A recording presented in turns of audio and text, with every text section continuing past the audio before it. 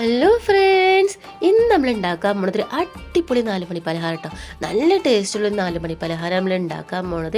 അപ്പോൾ നല്ല ടേസ്റ്റുള്ള 4 മണി പലഹാരം എങ്ങനെ ഉണ്ടാക്കാനും ഇതിലേക്ക് എന്തൊക്കെയാണ് സാധനങ്ങൾ വേണ്ടി നമുക്ക് നോക്കിയാലോ. അപ്പോൾ ഈ പലഹാരം ഉണ്ടാക്കാനും വേണ്ടിയിട്ട് ആദ്യം നമുക്ക് കുറച്ച് മസാല വേണം. അതിന് വേണ്ടിയിട്ട് നമ്മൾ ചട്ടെടുപ്പത്ത് വെച്ചിട്ടുണ്ട്. ഇനി അത് നല്ലോണം ചൂടായി വരുമ്പോൾ അതിലേക്ക് 2 സ്പൂൺ ഓയിൽ ഒഴിച്ച് കൊടുക്കുക. അത് നല്ലോണം ചൂടായി വരുമ്പോൾ അതിലേക്ക് 2 സവോള കൊത്തി അരിഞ്ഞത് ചേർത്ത് കൊടുക്കുകയാണ് കേട്ടോ. അപ്പോൾ എത്ര വലിപ്പം 2 സവോളയാണ് ഇട്ടുന്നത് അത് അതിലേക്ക് കൊത്തി അരിഞ്ഞിട്ടൊന്ന് ചേർത്ത് കൊടുക്കുകയാണ്. ഇനി അത് നല്ലപോലെ ഒന്ന് ചൂടായി വരുമ്പോൾ നമുക്ക് അതിലേക്ക് ഇഞ്ചി, പച്ചമുളകും, വെളുത്തുള്ളി അത് ചതച്ചതാണ് 1 സ്പൂൺ ഞാൻ ചേർത്ത് കൊടുക്കുന്നത്. ഇത് ചതക്കാതെ അരിഞ്ഞത് വേണമെങ്കിൽ നിങ്ങൾക്ക് ചേർത്ത് കൊടുക്കാം കേട്ടോ. അപ്പോൾ അരിഞ്ഞത് ചേർത്ത് കൊടുക്കുമ്പോൾ നമ്മളിപ്പോൾ ഈ പലഹാരമൊക്കെ കഴിക്കുമ്പോൾ പെട്ടെന്ന് ഇഞ്ചിയൊക്കെ കടിക്കുമ്പോൾ അസ്വസ്ഥത തോന്നും. അതില്ലാതാക്കാനുമായിട്ട് നമ്മൾ ചതച്ച് ചേർത്ത് കൊടുക്കുന്നത്. ഈ പാകത്തിന് ഉപ്പും ചേർത്ത് നല്ലോണം ഒന്ന് വഴറ്റിയെടുക്കുക. അപ്പോൾ നിങ്ങൾ എൻ്റെ ചാനൽ ആദ്യമായിട്ടാണ് കാണുന്നുണ്ടെങ്കിൽ നിങ്ങൾക്ക് ഇഷ്ടപ്പെട്ടാൽ ഒന്ന് സബ്സ്ക്രൈബ് ചെയ്ത് തൊട്ടടുത്തുള്ള ബെല്ലേക്ക് അമർത്താൻ മറക്കരുത്. ഇതുപോലെ സവോളയൊക്കെ ഒന്ന് വഴന്ന് വരുമ്പോൾ അതിലേക്ക് വളരെ കുറച്ച് തക്കാളി, ചെറിയൊരു കഷ്ണം തക്കാളി ഇതുപോലെ ചെറുതായിട്ട് അരിഞ്ഞതും കുറച്ച് മല്ലിച്ചപ്പ് ചെറുതായിട്ട് അരിഞ്ഞതും ചേർത്ത് കൊടുക്കുക. അത് ഇതിൽ കൂട്ടത്തിൽ ഇട്ടാണ് നല്ലോണം വഴറ്റി കൊടുക്കുക. തക്കാളിയൊക്കെ ഒന്ന് വാടി വരുന്ന രീതിയിൽ വഴറ്റി കൊടുക്കുക. അതിനുശേഷം നമുക്ക് കുറച്ച് മസാല വേണം. അവിടെ ഒരു 1/2 സ്പൂൺ ചിക്കൻ മസാല ചേർത്തുകണ്.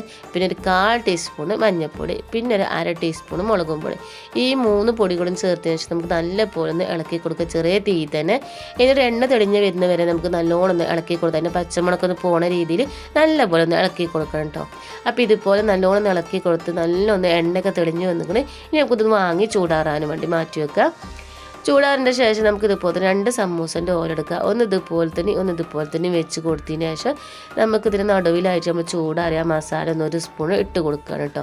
ഏകദേശം നമുക്ക് പുഴുങ്ങിയ കോഴിമുട്ട വേണം. ഞാൻ പുഴുങ്ങിയ കോഴിമുട്ട കാണിച്ചു തരണല്ലോ വിചാരിച്ച് പുഴുങ്ങി വെച്ചിങ്ങനെ ഇതുപോലെ അതിൻ്റെ പകുതി ഇതേപോലെ ഒന്ന് വെച്ച് കൊടുക്കുക. എന്നിട്ട് ഒരു ഭാഗം ഇതുപോലെ ഒന്ന് മടക്കി കൊടുക്കുക. ഇവിടെ മടക്കിയ ഭാഗത്തിന് അറ്റത്ത് നമുക്ക് കുറച്ച് മൈദ വെച്ച് അതൊന്ന് ഒട്ടിക്കണം.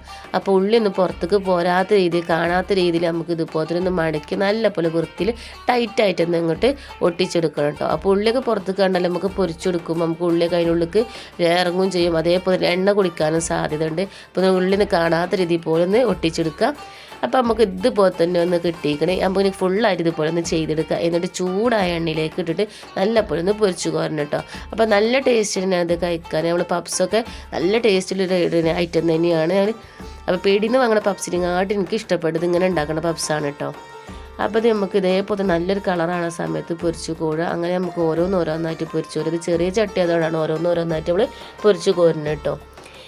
ഇനി നമുക്ക് ബാക്കിയിൽ ഇതുപോലെ തന്നെ ഒന്ന് പൊരിച്ച് കോരുകയാണ്. അപ്പോൾ നമ്മൾ ഫുള്ളായിട്ട് ഇതുപോലെ ഒന്ന് പൊരിച്ച് കോരിയിരിക്കണം. അപ്പോൾ നിങ്ങളൊക്കെ ഉണ്ടാക്കി നോക്കുക. ഇഷ്ടപ്പെട്ടാൽ ലൈക്ക് ചെയ്യാനും ഷെയർ ചെയ്യാനും മറക്കരുത്. അതുപോലെ തന്നെ ഇന്നൊന്ന് സപ്പോർട്ട് ചെയ്യാനും മറക്കരുത്. ഇതേപോലെ സിമ്പിളായിട്ടുള്ള റെസിപ്പി ആയിട്ട് ഇനി ഞാൻ വരാം കേട്ടോ.